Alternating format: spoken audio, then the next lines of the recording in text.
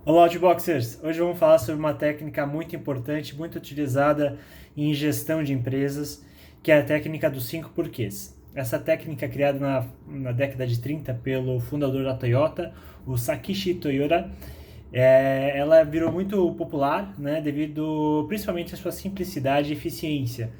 E ela consiste basicamente em você fazer vários porquês, né, chamado técnica dos 5 porquês, porque o autor fala que seria o número ideal de porquês, né? Mas pode ser, dependendo do caso, um pouquinho menos, pode ser um pouquinho mais.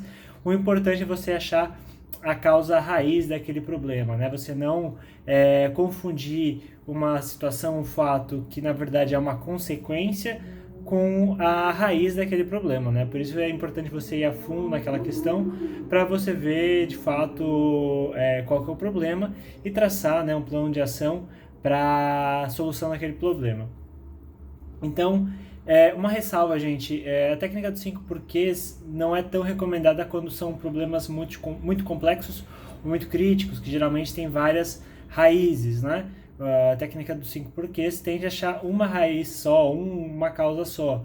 Então, só fazer essa pequena ressalva, mas assim, em várias ocasiões, ela é uma técnica super aplicável.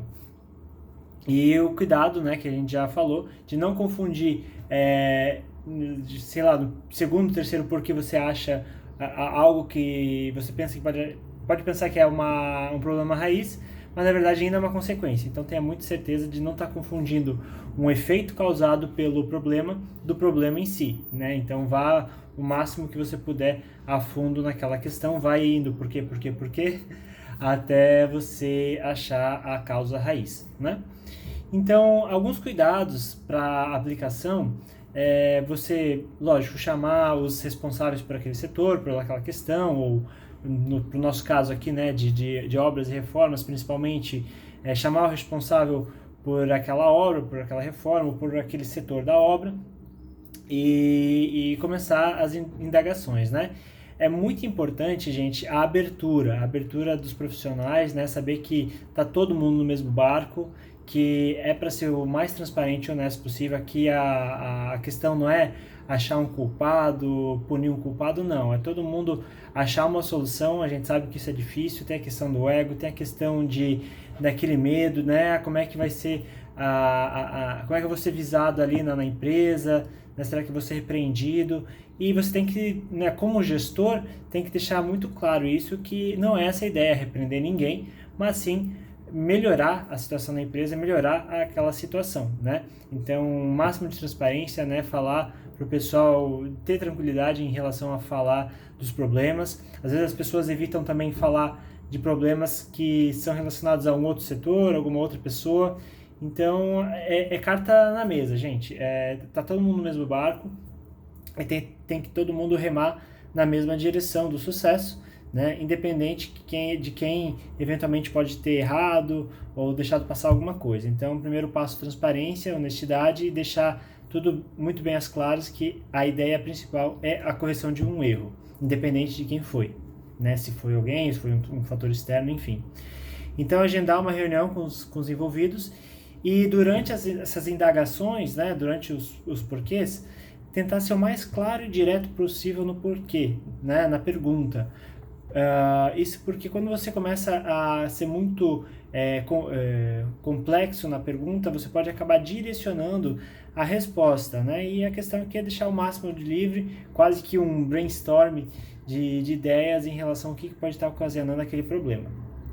E lógico, depois de você mapear as questões, né, primárias, secundárias, você vai indo por quê, até você achar a causa raiz, você tem que montar um plano de ação, né? Não adianta só identificar.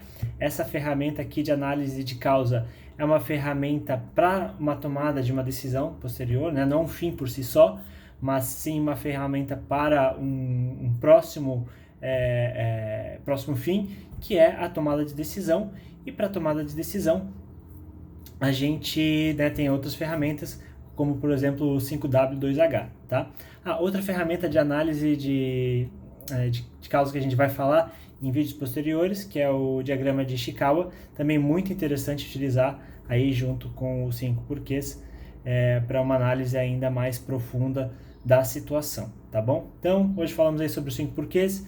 Logo mais vamos falar sobre o diagrama de Ishikawa, que você pode usar em combinação com 5 porquês, para você melhorar ainda mais a sua análise de causa. E, lógico, posteriormente a gente vai falar sobre como atuar, como montar um plano de ação de fato para resolver, né? Não adianta somente identificar, mas também traçar um bom plano de ação com pessoas bem definidas, com planos bem definidos, metas, métricas e vários outros detalhes que a gente vai ver nos próximos vídeos. Beleza, pessoal? Dúvida, manda aqui, comentários, manda inbox, estou à sua disposição. Valeu!